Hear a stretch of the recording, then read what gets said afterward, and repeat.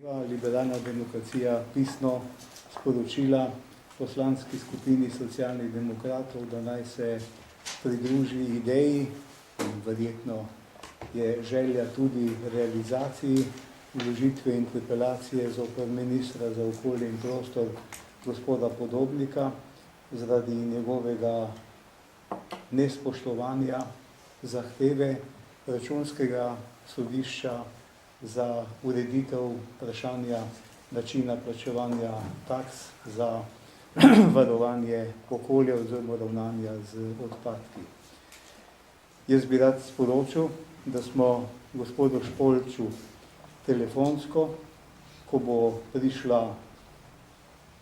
prišlo pisno obvestilo, bomo to storili tudi pisno, sporočili, da mu predlagamo, da se z njim in z predstavniki drugih poslanskih skupin, ki bi jih on pozval na sopodpis interpelacije, vemo, da to velja tudi za poslansko skupino Zares, skupaj dogovorimo, sestanemo in ocenimo, ali je takšna pobuda koristna, utemeljena in ali bi dala potrebne rezultate, ki si jih prav gotovo predlagatelji želijo. Naša ocena namreč je, da bi s tem, ko bi postavili zahtevo za interpelacijo zoper ministra Podobnika, pravzaprav zmanjšali odgovornost, ki jo ima predsednik vlade.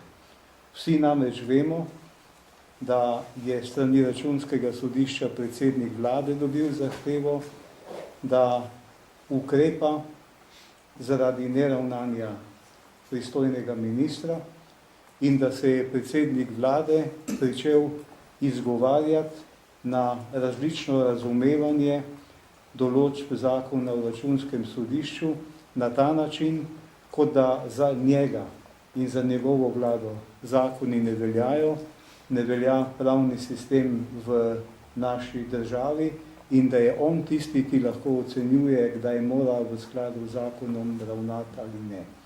Mi mislimo, da bi taka priložnost predsedniku vlade bila za koalicijo dobra in za opozicijo, ki bi vložila interpelacijo slaba, ker mi moramo zagotoviti, da se bo uveljavila odgovornost gospoda Janše, ki mora oceniti, ali zaradi napačnih ravnanj okoljskega ministra še želi gospoda ministra imeti v svoji vladni ekipi ali ne.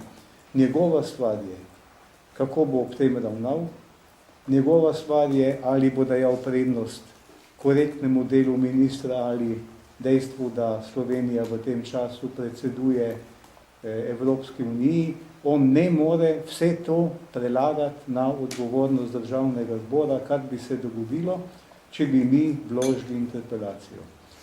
Zaradi tega bomo svetovali, da skupaj ocenimo vse te vidike in se še enkrat, da rečem, dogovorimo, ali je predlog liberalne demokracije smotrn ali ne. Če bodo kolegi iz liberalne demokracije vztrajali na svojem predlogu za vložitev interpelacije, za kar seveda imajo vso pravico, ker so njihove ocene lahko tudi drugačne od naših, potem jim bomo sporočili, da pri vložitvi takšne interpelacije mi svojih podpisov poslanske skupine ne bomo prispevali. To pa ne pomeni, da ne bomo sodelovali v razpravi na državnem zboru, ki bo na tej podlagi sprožena. Toliko. Če to vprašanje je Radič kanal A, meni, da bi minister Podobnik moral sam odstopiti? Mi smo najprej razmišljali, da bi ocena, ki jo je dobil, zahtevala njegov lastni razmislek. Vendar potem, ko smo dobili obvestilo od vlade, da pravzaprav predsednik vlade ni pripravljen razumeti in spoštovati zakon o Računskem sodišču, v tistem momentu je po mojem ali pa po našem prepričanju predsednik vlade vso odgovornost strani gospoda Podobnika prevzel pravzaprav nase. In je danes on tisti, ki mora reči, ali bo spoštoval zakon o Računskem sodišču ali ne, ali bo gospoda Podobnika predlagal državnemu zboru za rešitev ali ne. Vsa sprenevedanje ob tem. kdo imenuje, kdo ne, so otročja, ker vsak, ki se malo spozna na parlamentarni sistem, dobro ve, da ni gospod minister tisti, ki nastavlja in razrešuje, je pa tisti, ki predlaga in je tisti, ki daje ocene in je tisti, ki je pisal, zagotovil, da je napisan za vladne funkcionarje etični kodeks in glede vsega tega je jasno, da obstojajo pogoji za predlog za razrešitev, če bi se gospod minister tako odločil. Kaže gospod predsednik vlade. Blaž Gaga večer. Gospod Potrž, dejali ste, da se z interpelacijo zoper ministra ne strinjate, ker bi bil razbremenjen odgovornosti. Ali to pomeni, da razmišljate o interpelaciji zoper vlado? Ne razmišljamo, zaradi tega, ker vsaka od interpelacij, ki bo predlagana, bo dejansko aktualna najprej konce maja, morda še kasneje, potem pridejo parlamentarne počitnice in volitve.